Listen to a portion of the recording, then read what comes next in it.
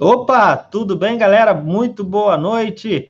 O Felipe Ferreira por aqui. Já estava com saudade de vocês. Semana passada a gente teve um problema técnico, não deu para fazer a nossa live de quinta-feira, mas a gente já sabe que é uma dívida aí que a gente tem com o pessoal. Então a gente remarcou para hoje. Seja bem-vindo, seja bem-vinda, você que está aí acompanhando a gente aqui no meu canal. Já peço para você que está chegando, ou então que está assistindo a gente, deixa aí já o seu like, se você não é inscrito no canal, já se inscreve aí e compartilha com seus amigos, se você gosta do tema teste de invasão, que vai ser o tema de hoje, com o nosso convidado Bruno Souza. Daqui a pouquinho ele vai se apresentar aí para vocês.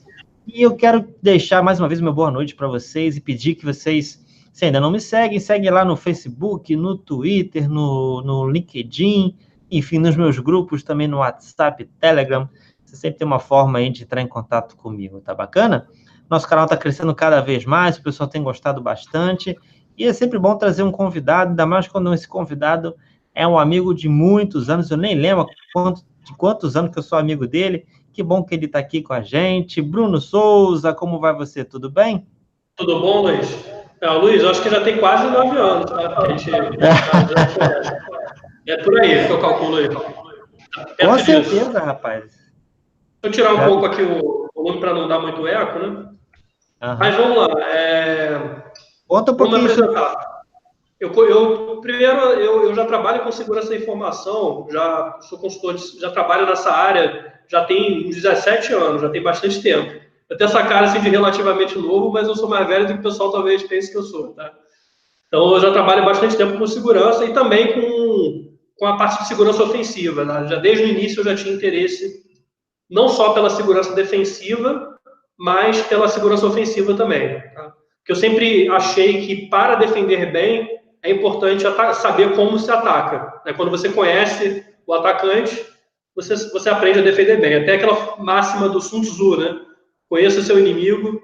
Se você conhece a si mesmo e o seu inimigo, você ganhará todas as batalhas. Então é a mesma filosofia. Então a segurança ofensiva ela é muito importante na segurança da informação. Estou falando um pouco da minha experiência, eu já trabalho há tanto tempo, já passei por consultorias de segurança famosas, como PricewaterhouseCoopers ou PwC, já trabalhei no exterior, na Inglaterra, no NCC Group, que é uma das maiores consultorias de segurança da Europa, tá? Eles têm um time de ethical hacking, ou hacker ético, que na época, ou talvez ainda seja o maior time da Europa, tá? É uma consultoria bastante destacada lá do Reino Unido. Eu trabalhei em Manchester, passei muito frio lá. Aí depois eu decidi voltar para o Brasil, cansei do peixe frito com batata, cansei lá de passar frio, senti saudade da família, e aí voltei para o Brasil e decidi fundar a Able Security, tá? Então a Able Security está desde 2010 no mercado. A gente tem vários clientes de destaque, depois vocês podem entrar no nosso site para conhecer um pouquinho mais da Able Security. Então, assim, eu já faço pentest há muito tempo, pessoal. Eu estou falando de um assunto que realmente é um assunto que eu acho apaixonante, eu tenho paixão pelo assunto e que eu tenho uma boa experiência por já trabalhar com isso há muito tempo. Então, você vai apoiando, vai aprendendo e você acaba vendo muita coisa, aprendendo muito sobre o assunto. E aí eu quero compartilhar um pouquinho a minha experiência hoje com vocês. Tenho certificações na área também, só desculpa te cortar só para finalizar, tem algumas certificações na área, do SANS, Offensive Security e outros. Tá? Agora Luiz Felipe vai continuar aí a condução. Maravilha, rapaz. Então tá mais do que qualificado para o tema de hoje, teste de invasão, que é um tema que a galera adora, muita gente me pergunta, tanto que inclusive a gente criou uma série exclusiva, né, para isso, né, são os pentests, a gente já fez várias lives com o pessoal, realmente é um tema que a galera gosta bastante. E hoje a gente vai entrar na questão do teste de invasão, que é uma dúvida muito comum, né? Não somente das empresas, mas também das pessoas que querem trabalhar com esse tema. São justamente as modalidades do teste de invasão, né? Primeiro vamos começar do início, né? Para você, Bruno, qual seria o melhor conceito de teste de invasão? Eu acho que essa talvez seja a principal dúvida que eu vejo relacionado ao tema, porque algumas pessoas pensam que é uma coisa, outras pensam que é outra, enfim, há uma confusão muito grande. Começando pelo significado de teste de invasão, o que você poderia dizer aí para os nossos ouvintes? Exatamente. Você tocou num ponto importante e que, infelizmente, ainda tem pessoas que confundem, né? O teste de invasão, como é que eu definiria o teste de invasão? O teste de invasão é uma simulação de um atacante real, uma simulação de um atacante real, visando identificar as vulnerabilidades da sua organização, porém procurando demonstrar a exploração dessas vulnerabilidades para que você possa não só mapear as vulnerabilidades, mas mensurar os possíveis impactos na exploração daquelas vulnerabilidades.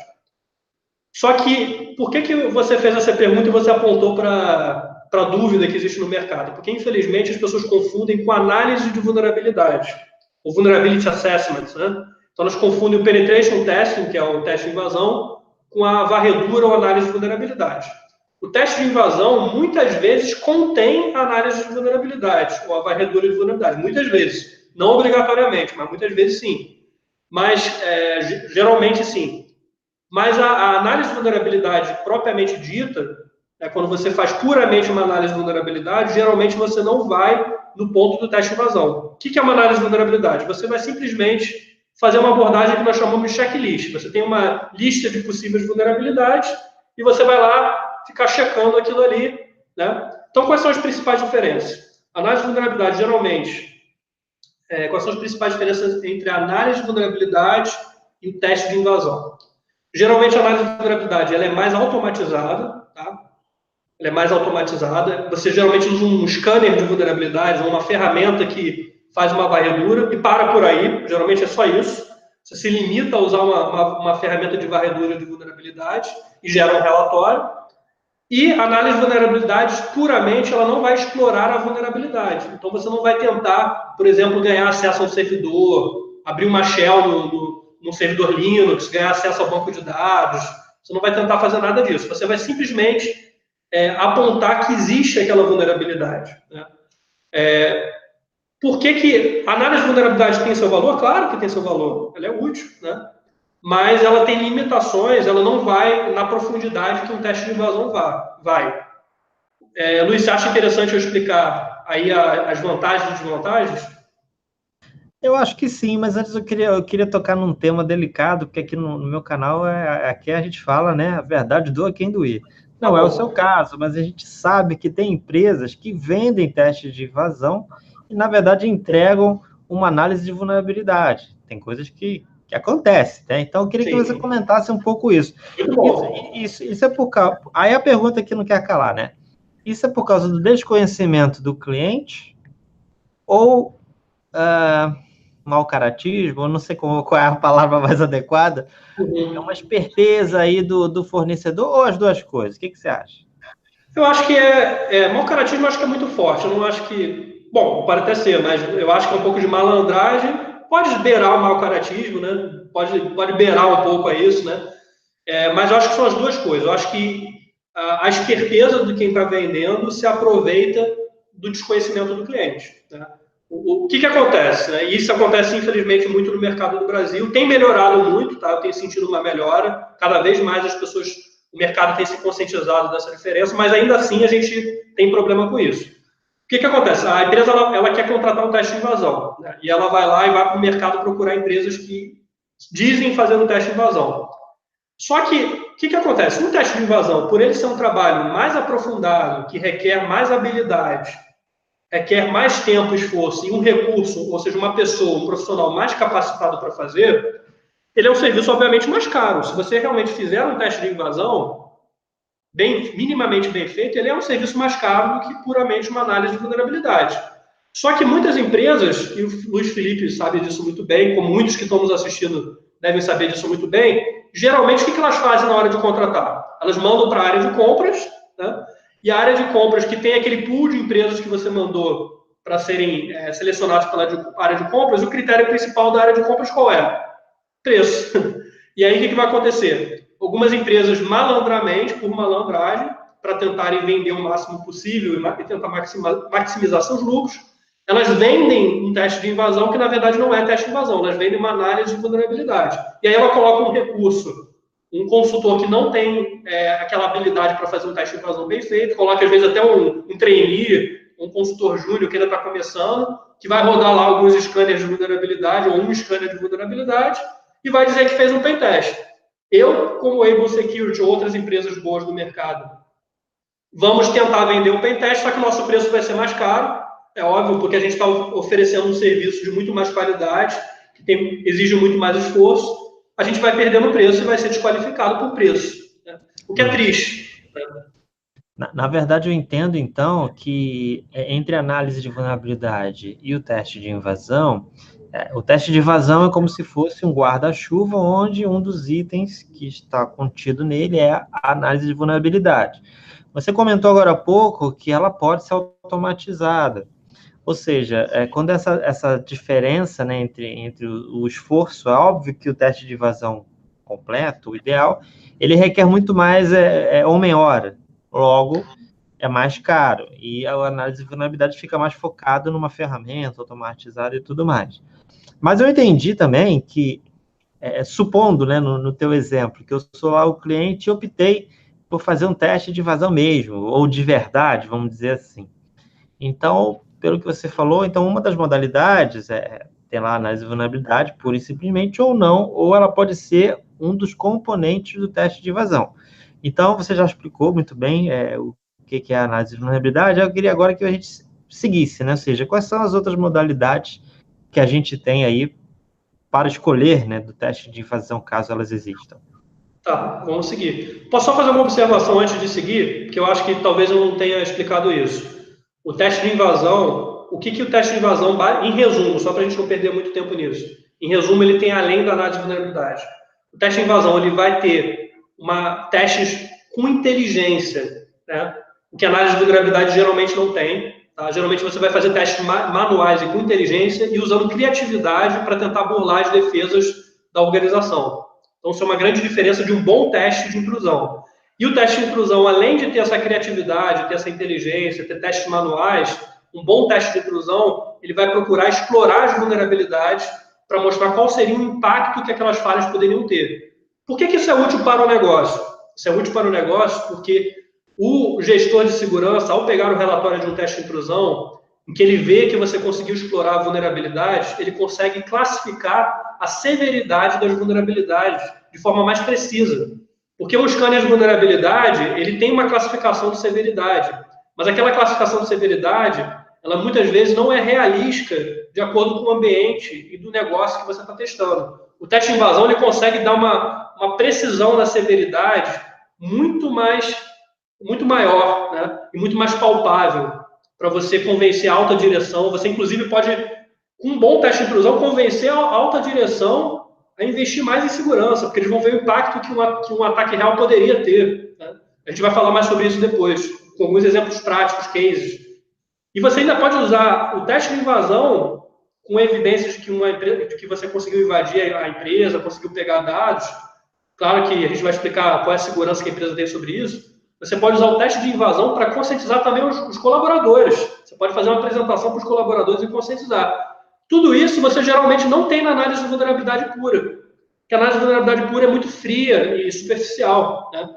Como você falou, o teste de invasão tem análise de vulnerabilidade, mas é uma etapa apenas inicial. Às vezes, o primeiro dia do teste é a análise de vulnerabilidade, né? Primeiro dia, não, porque a gente vai falar que tem outras fases, tem o footprint, né? Mas o segundo, terceiro dia, geralmente já é análise de vulnerabilidade, entendeu? Então, é só um pequeno componente. Agora, vamos falar do tipo de teste, que você perguntou, né? Nós temos, basicamente, 3 tipos. Só que a gente vai discutir aqui e vai falar que existem subtipos e outras variações, tá? Mas existem, basicamente, 3 abordagens, tá? Existe a abordagem black box, a abordagem gray box e a abordagem white box, tá? São as abordagens básicas, tá? Só que tem um detalhe que eu quero alertar aqui os nossos ouvintes, tá? Que existem diferentes metodologias que, às vezes, ou criam subdivisões para essas classificações básicas que nós damos, tá? Essas 3 básicas, ou, às vezes, até tem pequenas variações em como eles usam esses termos, tá? Por exemplo, a definição que eu vou dar aqui de black box, gray box, white box, pode ser que você pegue uma metodologia que dê uma definição ligeiramente diferente, tá? Por quê? Porque, infelizmente, existem diferentes metodologias e cada um dá uma pequena variação nessas definições. Então, o que é mais importante para o nosso ouvinte? Entender os conceitos. Não se apegue muito à pureza dos termos, tá? É mais importante entender os tipos de testes, os conceitos, do que ficar discutindo aqui se uma coisa é gray box ou white box. Vai ser uma discussão que a gente chama de sexo dos anjos, a gente não vai chegar a lugar nenhum, tá? Então, o que seria o black box? Você quer que eu já passe a explicar ou você quer fazer alguma pergunta aí? Posso explicar? Tá. O que seria, então, o black box? O black box, basicamente, ele é um teste caixa preta, ou às cegas. Então, a organização vai pedir para eu testar os sistemas delas, tentar invadir como um atacante real de fora, tá? Pode ser pela internet, a gente vai falar de outras variações, mas pode ser pela internet, pelo Wi-Fi, pode ser por intrusão física, tá? Ou até por telefone, por incrível que pareça, é muito raro, mas você pode tentar invadir um sistema telefônico, tá? Isso no passado era mais comum. E você vai tentar, sem conhecer nada dos mecanismos de segurança da empresa, do ambiente tecnológico, você não vai ter endereços IP da empresa, ninguém vai te fornecer nada. Você só vai saber que a sua organização-alvo é a organização XPTO. E aí o atacante ele vai simular um atacante de fora, anônimo, que vai atacar a organização XPTO. Tá? A gente vai falar como ele faz isso. Agora vamos para o Gray Box. Depois a gente vai falar como é que o atacante pode fazer isso. Gray Box. No Gray Box, já é uma abordagem caixa cinza, ou seja, você vai ter um pouco mais de informação. E geralmente o escopo é um pouco mais direcionado. Ou seja, o cliente está querendo dar um pouco mais de informação para o teste, talvez ter uma profundidade maior que ele deseja, e também direcionar um pouco mais o escopo. Tá? E os canais de ataque. Geralmente os canais de ataque vão ser mais direcionados. Tá? Então, a organização que vai contratá-la vai dizer o seguinte, olha, o Able, ou outra empresa, ou o profissional, eu quero que você teste esses endereços IP e essas URLs. Tá? E numa abordagem Gray Box, pode-se, dependendo aí que entra aquelas diferenças de definição. Algumas pessoas entendem que na abordagem Gray Box você também pode fornecer uma credencial de acesso, pouco privilegiada. Então, por exemplo, se for um teste de infraestrutura, um teste de invasão mais tradicional de infraestrutura, de rede, que é o que você tenta invadir a rede da organização, que é o teste mais tradicional, é o clássico penetration test, né? Que é invadir a rede.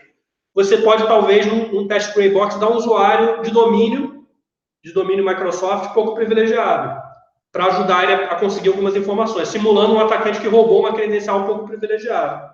Tá? E se for um teste de aplicação, um teste de invasão de aplicação, você vai dar um usuário pouco privilegiado naquela aplicação, para ver se com aquele usuário pouco privilegiado ele conseguiria, talvez, virar administrador ou ganhar controle sobre o servidor. Tá? Agora vamos para a abordagem White Box, ou caixa branca. A abordagem White Box ela é mais usada no contexto de teste de segurança de aplicação, mas também pode se aplicar à infraestrutura. Tá? Algumas metodologias, como a OSSTM, que é o Open Source Security Test Methodology, ela prefere chamar esse teste na parte de infraestrutura de Crystal Box, tá? Ela diferencia. Tá? Mas o que seria o White Box ou caixa branca? Num teste de aplicação, vai ser um teste em que você vai ter acesso ao código-fonte da aplicação. Você vai testar a segurança da aplicação, como se fosse um invasor, mas você tem você tem acesso ao código da aplicação, para você fazer uma revisão de código. Então, enquanto você está testando, você está em paralelo fazendo uma revisão de código. Logicamente que o seu teste pode ser muito mais aprofundado. Né? A desvantagem, eu já vou adiantar um pouquinho a desvantagem. Qual é a desvantagem? A desvantagem é que você pode, às vezes, apontar muitas vulnerabilidades que, do ponto de vista prático, elas sejam muito difíceis de explorar. Porque como você tem acesso ao código, será que um atacante externo ele teria acesso a essa informação? Talvez não. Né? Então, são vulnerabilidades que, se a pessoa não conseguir acesso ao código, podem ser de tão difícil de exploração que você pode ter dificuldade depois de priorizar qual vulnerabilidade você vai corrigir. Ou você pode ter você pode, às vezes, alarmar muito e gastar muito esforço em vulnerabilidades que são muito difíceis de serem exploradas. Então, na verdade, cada uma das abordagens tem seus pontos fortes e fracos. E, geralmente, o ideal para uma organização é você combinar essas abordagens de forma sábia, né? De acordo com a criticidade da aplicação ou do ambiente. Só para terminar essa pergunta, como é que é um teste White Box ou Crystal Box numa infraestrutura? Aí vai ser um teste praticamente interno, como se você fosse um colaborador interno da organização. Você vai simular um ataque, mas ao mesmo tempo você vai ser administrador dos servidores. Você vai ter uma conta de admin lá nos servidores. O objetivo aí é mais você verificar a fundo as configurações de segurança do seu ambiente. A desvantagem do white box nesse caso é que você pode acabar, às vezes, por não fazer o exercício de um atacante de fora, você pode acabar tendo uma visão tendenciosa ou viciada, né? Você vai, às vezes, já olhar as coisas sem a visão de um atacante de fora, né? E, às vezes, vai deixar de ver algumas vulnerabilidades também. Ou você vai cair no mesmo problema lá do caso da aplicação. Você vai, às vezes, supervalorizar vulnerabilidades que exigem um conhecimento muito grande do ambiente e que são de difícil exploração, tá? Mas, novamente, ela também pode permitir encontrar falhas que no black box ou grey box você não encontraria. Então, tem aí vantagens e desvantagens. A gente vai discutir isso ao longo da live para esclarecer mais aos nossos ouvintes. E se você pudesse indicar para as empresas, né, para as pessoas que estão nos assistindo, qual seria a melhor escolha dependendo do seu caso? Então, por exemplo, eu sou uma empresa, um cliente, e nunca fiz o teste de invasão, quero fazer pela primeira vez, e a minha segurança, eu nunca fiz, provavelmente a minha segurança da informação, a maturidade da segurança da informação, ela é muito pequena, baixa. Nesse exemplo, qual das três abordagens que você sugeriu, que você falou, qual seria a mais indicada? Olha, para uma empresa que tem baixa maturidade, que ainda tem uma maturidade muito baixa em segurança, eu indicaria o black box. Por quê? Tá, e na minha experiência é que geralmente as empresas que têm baixa maturidade começam. Porque o black box, eu indicaria pelos seguintes motivos. Primeiro que o black box ele vai permitir você identificar o que é mais crítico. Tá? Por quê?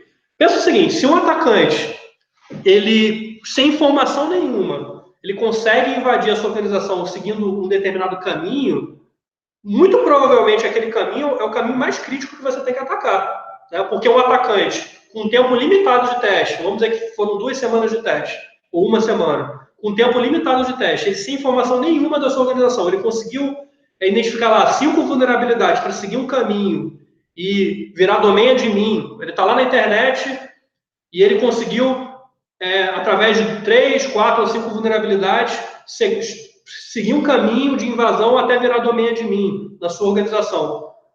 Você tem que concordar comigo que muito provavelmente aquele caminho é o caminho mais crítico que você tem que atacar, é o que está apresentando mais risco, né? Porque um atacante de fora, sem conhecimento, consegue explorar aquelas falhas, né?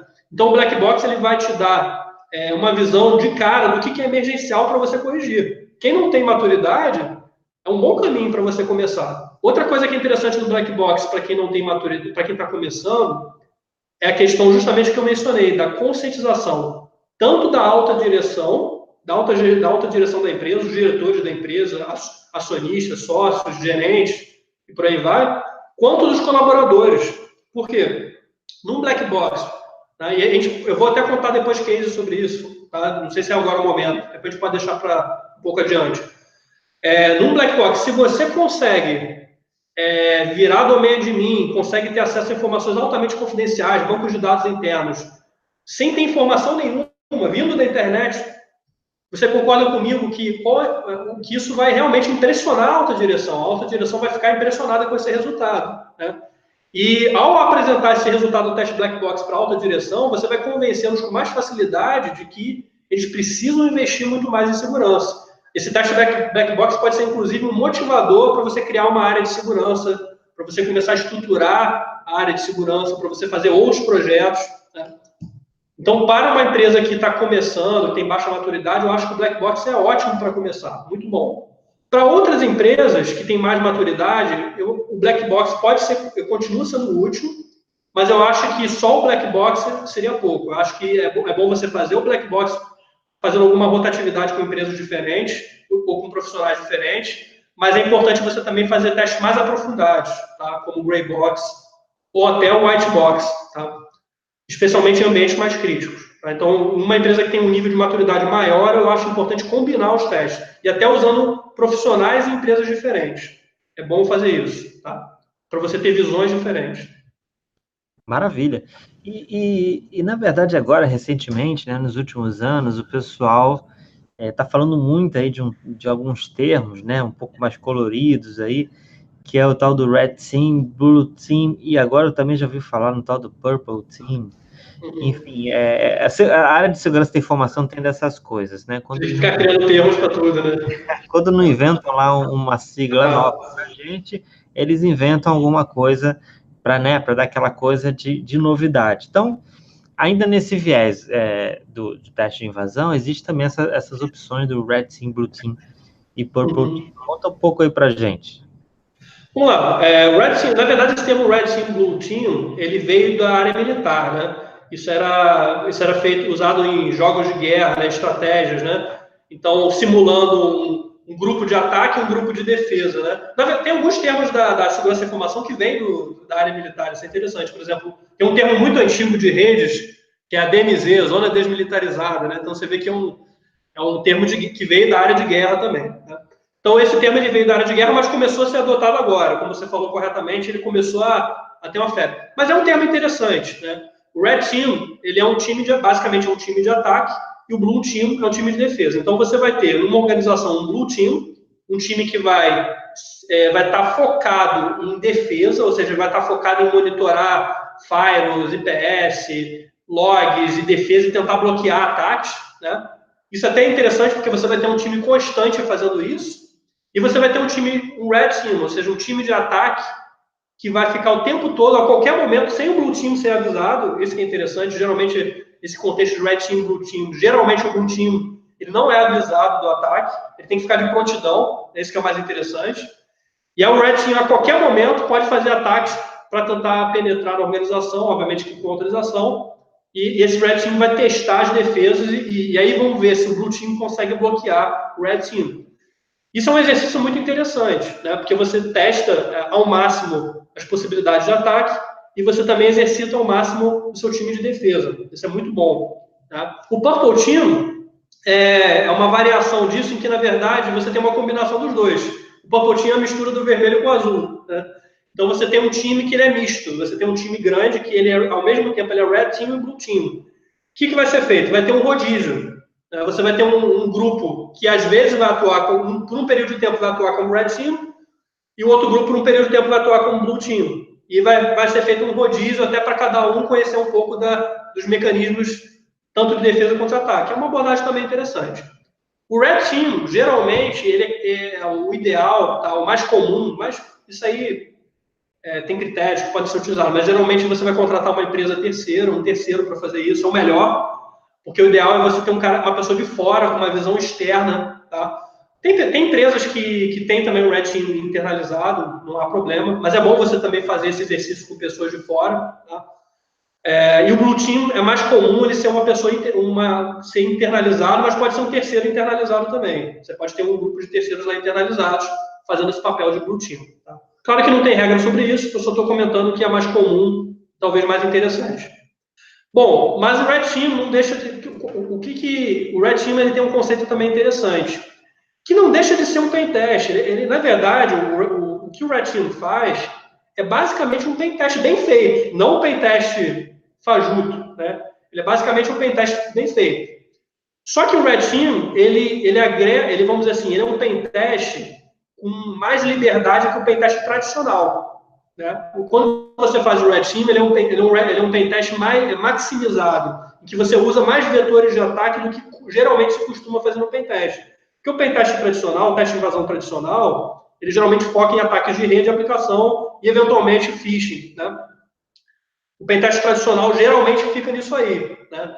A gente aqui na Able Security procura ir um pouco além às vezes, mas dependendo da situação. Mas o Red Team, se o cliente contrata o Red Team, ele está esperando que você vá além sempre. Então, o Red Team, ele vai usar qualquer vetor de ataque possível. Claro que desde que não viole leis, não viole leis, nem a ética, nem o contrato que você tem. Mas, basicamente, você vai poder fazer qualquer ataque possível. Você pode fazer ataque de rede, você pode fazer ataque de aplicação, você pode fazer engenharia social, phishing, você pode fazer engenharia social falada, você pode fazer intrusão física, você pode tentar invadir o prédio da organização para plantar um backdoor físico, por exemplo, de hardware no ambiente, ou até espetar seu laptop lá para invadir internamente a organização. Tá? A gente tem casos e cases disso, inclusive, bem interessante. Tá? Você pode fazer ataque de RFID, por exemplo, aqueles cartões que você usa na entrada do prédio, muitos deles utilizam tecnologia de RFID. Existem vulnerabilidades de RFID, né? E você, com alguns equipamentos e com software, você pode, por exemplo, clonar um cartão de RFID de um funcionário e entrar na empresa como se fosse um funcionário autorizado, né? Isso pode fazer parte do seu Red Team. Você pode fazer ataque de Wi-Fi, você pode levantar um fake access point, um access point falso, e ficar nas redondezas ali da organização e fazer com que as pessoas se conectem no seu access point falso para você roubar credenciais. Então, tem uma infinidade de ataques que você pode fazer. O Red Team, ele é um ataque... na verdade, para mim, o pentest verdadeiro, o teste de invasão verdadeiro, tá? O teste de invasão real, ele deveria ser sempre como Red Team. O problema é que as organizações, quando elas contratam o teste de invasão, o penetration test, geralmente elas limitam muito o escopo, né? E elas não deixam que você faça um Red Team. Mas, para mim, o verdadeiro pentest deveria ser sempre como Red Team. Porque o atacante de verdade, ele não vai se limitar a só fazer ataque de rede tradicional, só tentar passar pelo firewall. Ele não vai se limitar a isso. Ele vai tentar explorar tudo que ele tem à disposição, né? Então, o Red Team, para mim, é um ótimo exercício e mostra o que deveria ser um teste de invasão perfeito, vamos dizer assim, real, com escopo perfeito. Para mim, é isso. Esse comentário que você fez do FRID eu achei muito bacana, tanto que, inclusive, tem até carteira, né, no exterior com proteção, né, para proteger, né, o RFID.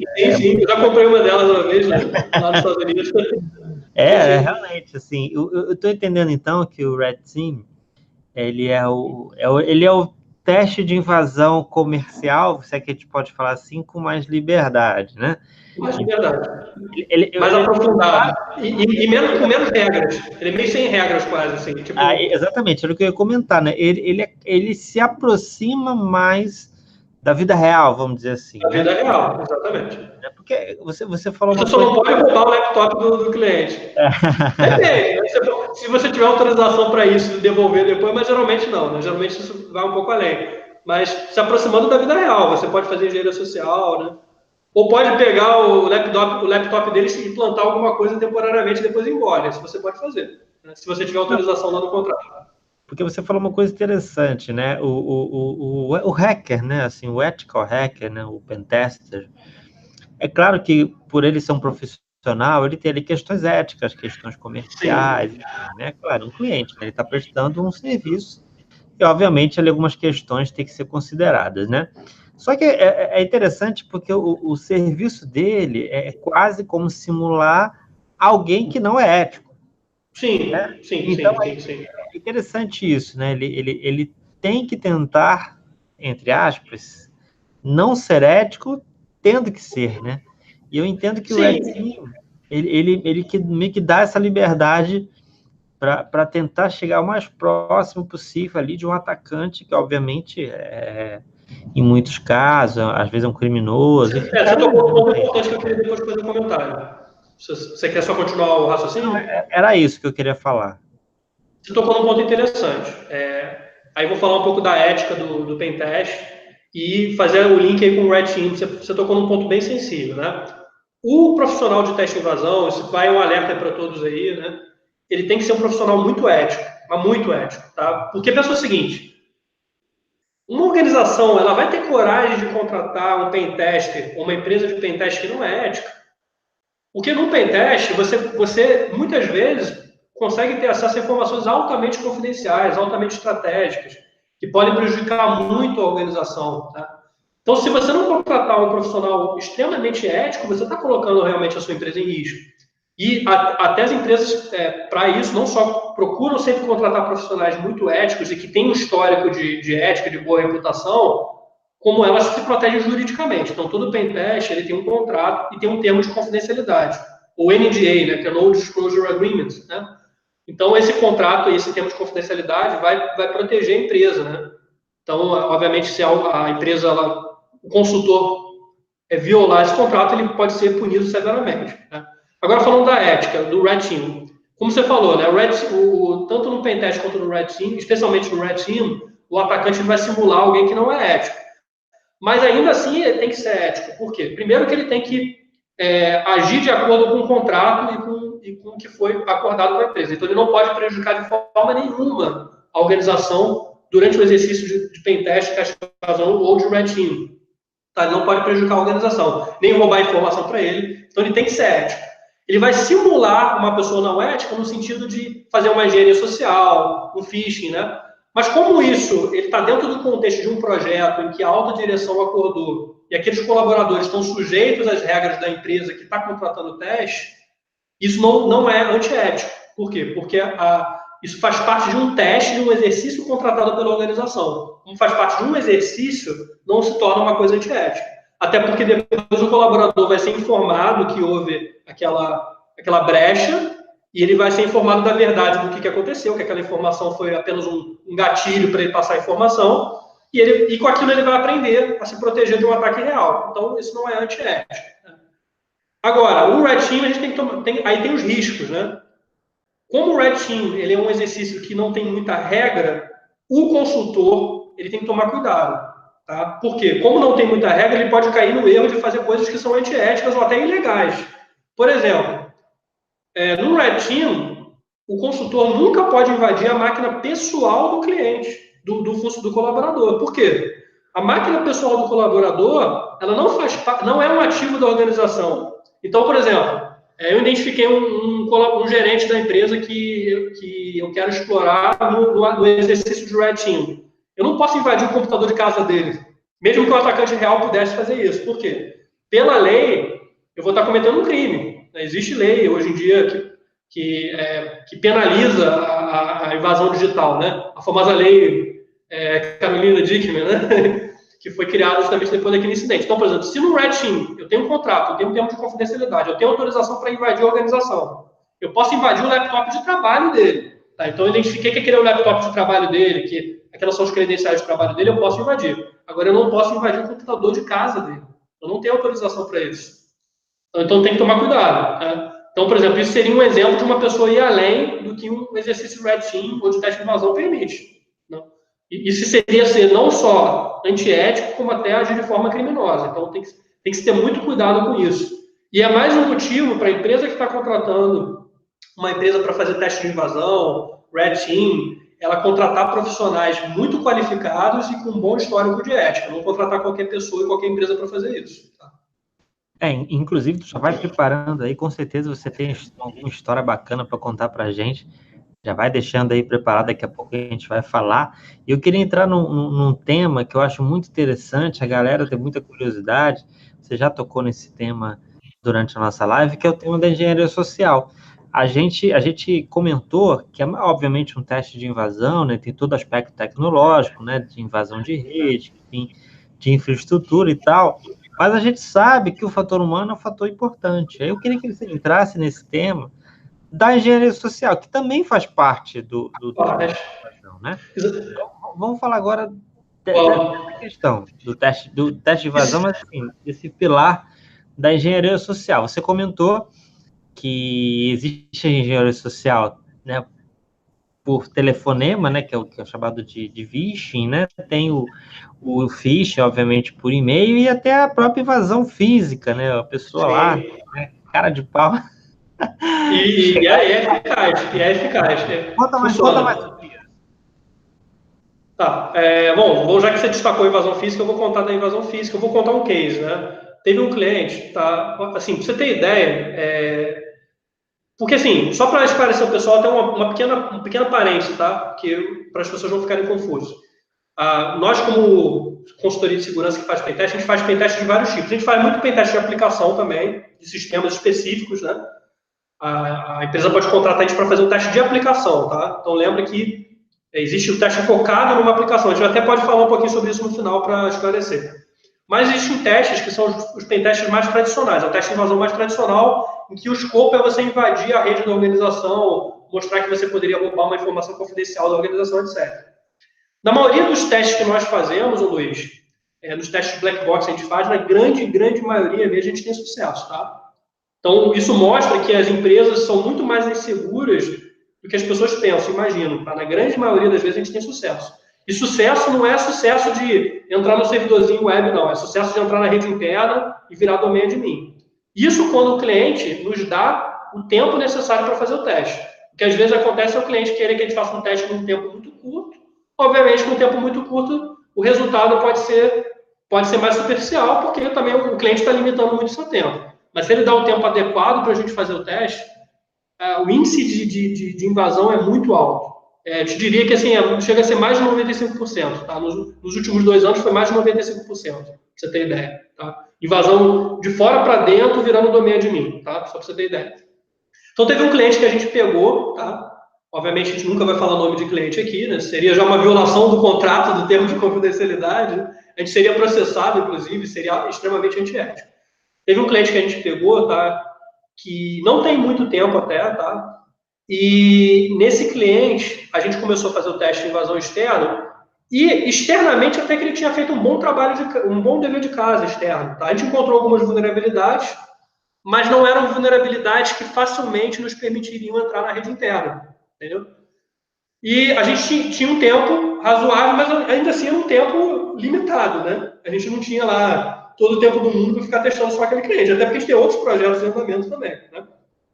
E o nosso tempo estava se esgotando. E, Luiz, a gente, como bom pentester, a gente fica um pouco, assim, incomodado quando não consegue invadir, porque faz parte do nosso exercício invadir. Então, a gente não aceita, muitas vezes, a não invasão, tá? A gente não aceita, a gente fica incomodado, a gente fica angustiado, a gente tem que invadir. Isso faz parte da mentalidade, do mindset do bom pentester, tá? O bom pentester, ele não se conforma em não invadir. E não se conforma. A pessoa que se conforma, não, eu fiz um testezinho aqui, rodei um scanner, vou entregar o relatório, ele não é um bom pentester, você pode ter certeza. Ele é um pentester mediano. Tá? O bom pentester, ele não se conforma. É claro que ele tem que seguir também prazos, por isso que aí você tem que ficar naquele equilíbrio de prazos e a não se conformar com a não invasão. Aí nesse cliente aí, a gente não estava conseguindo entrar na rede interna pelos meios tradicionais, pelos ataques tradicionais. O que a gente fez? A gente preparou um ataque Wi-Fi nas redondezas da organização. A gente foi um dia lá com anteninha e tal, e começamos a fazer alguns ataques de Wi-Fi. Só que a gente não estava dando muita sorte naquele dia, tá? Seja por não conseguir com que o cliente se conectasse no nosso access point, nos fake access points que a gente configurou, né? E aí, o que a gente fez? A gente observou nas redondezas, eram 2 consultores, era eu, particularmente, com outro consultor, tá? Inclusive, os 2 foi bom, porque isso ajudou a fazer o ataque. A gente observou as redondezas da empresa, a gente observou que essa empresa em específico, o controle físico dela era muito frágil, tá?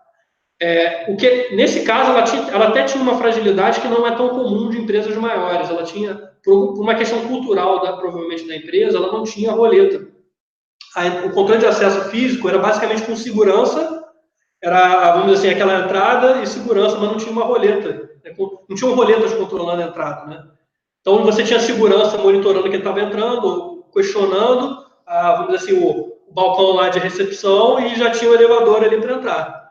O que a gente fez? A gente fez uma engenharia social, em que a gente foi pedir para falar com uma pessoa, só que a gente foi no horário do almoço. Então, a gente já sabia que muito provavelmente a pessoa ia estar lá. E não tinha reunião marcada nenhuma. Né? A gente chegou assim, não, estou querendo falar com o fulano de tal. A gente já sabia o nome da pessoa, né? Então, falou que a gente quer conversar com o fulano de tal. E aí ela ligou, tal, não atendia. Eu já sabia que ele era o horário de almoço, provavelmente a gente não ia conseguir nada. Que era o que a gente queria, porque ali era uma... A engenharia social, ela tem o fator da distração também. O fator da distração pode fazer parte da engenharia social. Você cria ali uma situação de distração, cria um pretexto para você confundir a pessoa, né? Para a pessoa não entender a sua real intenção. Né? Então a gente foi lá, aí, nesse meio tempo que ela estava ligando e não conseguindo falar com a pessoa, eu atendi meu telefone celular, só que não tinha ligação nenhuma. Eu peguei meu telefone celular, alô, e comecei a me afastar do balcão, falando no telefone celular, falando com ninguém. Né? Claro, aquilo era um teatrinho, né? Fiz ali um teatrinho com o celular. E aí eu fui me aproximando do elevador com o telefone na mão. E eu me aproximando com o telefone na mão, e o outro consultor lá no balcão, distraindo a secretária. Né? Ele distraindo a secretária, começou a perguntar outras coisas, distraindo lá a secretária. O segurança, como a gente já tinha entrado no balcão, o segurança nem se ligou, né? Achou que a gente já era autorizado mesmo. A gente de terno, né? Bem vestido e tal. O elevador abriu, eu entrei no elevador, sem autorização nenhuma. Entrei no elevador. Aí subi, fui no último andar, tinha um auditório no prédio. Entramos, aí o outro consultor foi embora, A secretária não percebeu que eu fiquei dentro do prédio, que eu subi. E aí, lá no último andar, naquele dia tinha uma palestra, algum evento, eu esperei o pessoal sair, entrei no auditório, aí, para minha felicidade, tinha um PC, que era um PC de apresentação, dentro do auditório. O auditório ficou vazio, só tinha um funcionário que me perguntou se eu queria alguma coisa. Eu falei, não quero não, obrigado. Aí eu peguei o cabo de rede que estava no PC de apresentação, espetei no meu laptop e fiquei lá no ar-condicionado do auditório, tranquilamente, hackeando a empresa. E o que acontece? A organização que a gente fez essa invasão, ela externamente tinha um nível de segurança bom, mas internamente não. Então, em poucas horas, eu consegui virar domínio de mim, peguei as credenciais de administrador de domínio, fui para o laboratório, voltei para o laboratório e depois entrei via VPN, porque tinha uma VPN. Entrei via VPN e já era administrador de domínio da empresa via VPN. A partir dali eu já tinha acesso externo já pela internet como administrador de domínio da empresa. Aí um atacante poderia fazer o que ele quisesse. Poderia fazer basicamente o que ele quisesse com a rede dessa organização. Obviamente que essa organização, a gente fez apresentações, fez relatório, né? E o fato dessa organização ter contratado o teste de invasão mostrou uma preocupação muito boa. E, obviamente, que essas vulnerabilidades foram tratadas, inclusive até no acesso físico, tá? Eles corrigiram a postura de acesso físico, fizeram campanhas de conscientização, inclusive eu participei das campanhas de conscientização. Então, o nível de segurança lá já aumentou muito, né? Mas mostra como um ataque envolvendo engenharia social e intrusão física pode ser fatal para uma organização que talvez está achando que está segura porque tem um firewall bem configurado e não tem muita coisa exposta na internet. Então você vê que uma engenharia... E você também ficou mais tranquilo porque conseguiu o objetivo, né? Eu fiquei mais tranquilo porque eu estava agoniado. Eu falei, não, cara, tem que mais ver. Eu estava lá chateado porque eu não estava conseguindo. Maravilha. Bom, a gente está quase chegando já ao final da nossa live e o Marcondes aqui, ele soltou uma pergunta aqui no nosso chat, que é uma pergunta bem interessante do que a gente comentou agora há pouco, né? Questão ética, né? Ele está perguntando aqui, daquele limite de ética, né, do pentester ou o profissional que vai realizar o ataque, esse limite, né, da ética e não ética, aquele limitezinho ali, isso tem que estar informado, descrito no contrato, ou algum termo à parte, ou é na base, assim, da confiança, né? Ou seja, o escopo ali definido, e olha, você pode fazer isso, não pode fazer aquilo. Como é que normalmente é tratado esse assunto nos contratos ou nos termos? Boa pergunta, ótima pergunta. Olha, eu recomendo geralmente que se coloque em contrato, tá? Por quê? Porque para proteger ambas as partes. Ou seja, quem está contratando sabe que da ausência de determinadas regras ou das regras, e quem está sendo contratado fica protegido juridicamente. Então é importante botar no contrato. Você não precisa no contrato detalhar de forma sempre, não precisa detalhar todos os possíveis ataques em detalhe que você vai fazer.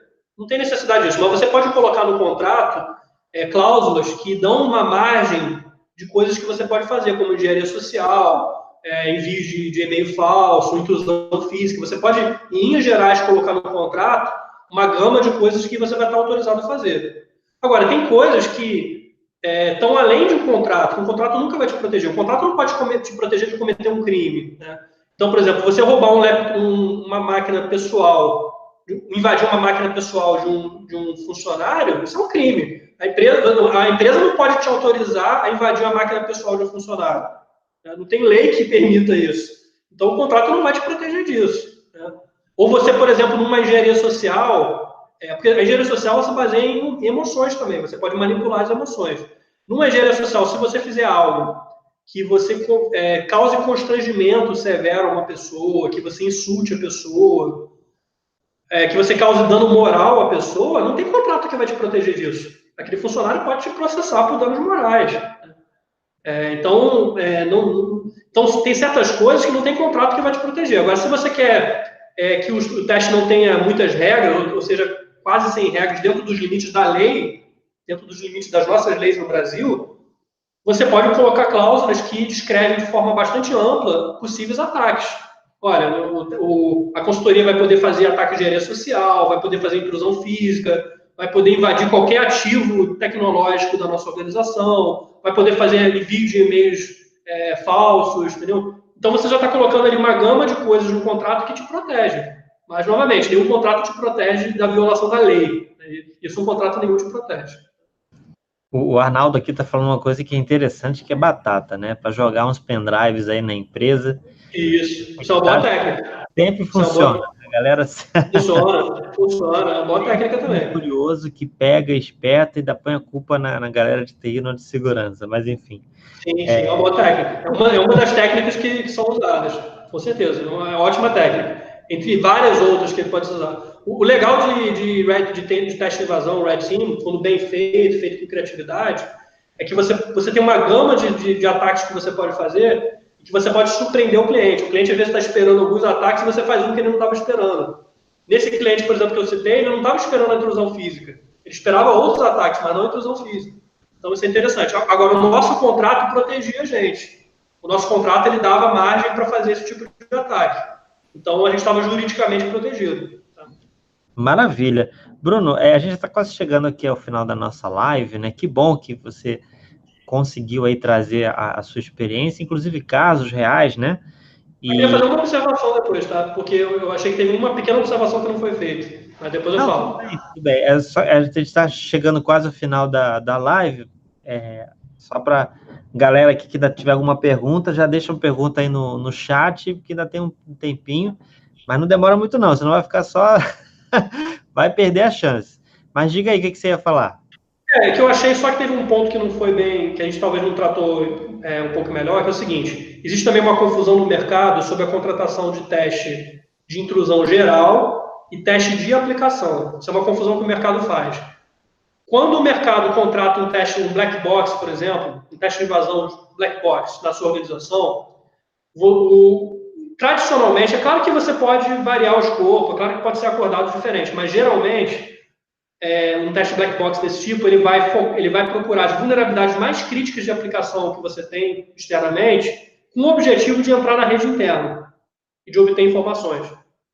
Mas, geralmente, no teste black box, você não vai se aprofundar em todas as vulnerabilidades possíveis que você possa encontrar numa aplicação. Então, isso é uma confusão que o mercado faz. Então, se, por exemplo, você vai contratar um teste black box, isso não quer dizer, geralmente, que a consultoria vai se aprofundar em cada, por exemplo, falhas de funcionalidade, de regras de negócio da aplicação, que violam regras de negócio da aplicação. Geralmente, o teste black box da organização não vai focar nessas falhas. Você vai focar mais em SQL injection, em falhas que vão permitir você acessar um banco de dados interno ou acessar a rede interna. Agora, se você quer estressar a segurança de uma aplicação crítica, o que nós recomendamos é que você contrate um teste de aplicação, ou seja, vai ser um teste específico naquela aplicação. E aí o recomendável é você fazer uma abordagem black box e grey box. Você começa com black box naquela aplicação, mas direcionada para aquela aplicação, e depois um grey box em que você vai fornecer uma credencial de acesso para o usuário se conectar com um usuário não privilegiado. Tá? Então, só para o mercado entender, as pessoas entenderem que existe essa confusão no mercado. Então, se eles forem contratar esse tipo de teste, entender a diferença. Tá? Maravilha. Bom, Bruno, quero te agradecer aí pela tua presença. Obrigado por você ter aceito o nosso convite. Com certeza aí esclareceu a dúvida da rapaziada. Muita gente ainda tem dúvida, né, sobre essas diferenças, essas nuances aí que envolvem o tema teste de invasão, e você conseguiu esclarecer, inclusive orientar, né, caso alguém, poxa, eu não sei o que eu vou contratar, enfim, já fica aí uma dica bacana para a galera que está assistindo a gente, né? E o pessoal já sabe, você que está assistindo a gente, que nas quintas-feiras a gente sempre tem uma live com os nossos convidados. Normalmente agora eu estou fazendo a cada 15 dias para a gente poder testar um outro formato que vai ser anunciado em breve, mas é surpresa, vou deixar vocês aí curiosos aí para saber o que é. Então as lives que eram semanais agora estão de 15 em 15, a gente teria, né, na semana passada, mas a gente não teve problemas técnicos, por isso que a gente está fazendo hoje. Semana que vem já está agendado mais uma live. Bruno, mais uma vez eu queria te agradecer aí, deixa esse espaço agora para você fazer as suas considerações finais aí para a nossa plateia, para a nossa audiência. Não, legal. Obrigado, Luiz, por essa oportunidade. Eu fico feliz porque esse assunto teste de invasão ele é um assunto que, infelizmente, tem muita confusão no mercado e foi uma oportunidade de esclarecer pessoas que talvez vão contratar esse tipo de trabalho e também pessoas que querem se formar como um profissional de pentest. Um ponto importante que as pessoas devem saber é que para você ser trabalhar com pentest, você tem que ter muita paixão pelo assunto. Não é só para você ganhar dinheiro, né? Ah, não, vou ser pentester para ficar rico, não é isso. Para você ser um bom pentester, você tem que gostar muito de desafios, de burlar mecanismos de segurança, testar, pôr à prova. E você também tem que ser um bom consultor, porque não adianta você fazer um pentest e não saber recomendar a correção. Tá? Então, um bom pentest ele também vai saber dar boas recomendações de correção para o cliente. Tá? E, agora, lembrando que o pentest ele é uma especialidade. A área de segurança da informação tem várias especialidades. Tem gestão de segurança, tem perícia forense, tem arquitetura de segurança. Então, avalie-se qual área que você quer seguir, porque a área de pentest ela exige uma determinação, uma paixão por ataques que, às vezes, não é seu foco. Né? Existe também um conhecimento técnico mais especializado. Né? O bom pentest ele não vai se limitar a usar ferramentas prontas. Tá? Esse é um ponto que eu acabei não falando. Né? Um bom pentest você vai ser capaz até de desenvolver, codificar suas próprias ferramentas, criar scripts. Você pode desenvolver em Python, ou até fazer um programa em C, em Perl, Ruby, entendeu? Ou criar um módulo para alguma ferramenta que já existe. Então, o bom pentest ele é capaz de criar suas ferramentas, ele entende profundamente como as aplicações funcionam, entendeu? E não é uma coisa para você só pegar a ferramenta e rodar. Tá? Então, pensa nisso antes de querer entrar nessa área para você ser um bom profissional, para você não ser um profissional que vai vender uma coisa que é fajuta, né? Que não é um pentest de verdade. É isso que eu queria deixar, essa mensagem que eu queria deixar. Maravilha, eu concordo plenamente contigo. Às vezes as pessoas chegam para mim e com certeza chegam para você com essa gana, né, de ser, quero ser hacker, quero ser pentester, que é legal, claro, mas eu sempre pergunto qual é a motivação e às vezes a motivação é essa, porque dá dinheiro, porque está fazendo sucesso ou algo desse tipo, quando eu acho que a gente precisa realmente do termo que você usou, paixão, né? Eu acho que você tem que seguir, é o que eu sempre falo, né? Você quer trabalhar com segurança, é legal, mas qual é a sua paixão dentro da área de segurança? E o mais bacana dessa área que eu trabalho e gosto muito, eu sempre digo, ela é democrática, né? A área de segurança da informação é uma área que tem espaço para todo mundo, desde aquela pessoa, como você falou, extremamente técnica, especializada, quanto aquela pessoa até que não é tão técnica, mas também tem espaço para ela na segurança da informação. E aqui no nosso canal tem diversos assuntos relacionados à segurança, a gente já fez mais de 30 lives com diversos profissionais. Se você está chegando agora ou é a primeira vez que você está aqui, se inscreve, dá uma olhada no histórico, tem todos os assuntos, tem para todo mundo. Mais uma vez, queria agradecer aí, Bruno, obrigado mais uma vez aí por ter aceito o convite, rapaziada que nos acompanhou aí no bate-papo ao vivo, você que está vendo aqui a gente agora no offline, muito obrigado. Olha, quinta-feira que vem tem mais, um grande abraço para você. Tchau, tchau. Tchau, tchau. Obrigado, gente.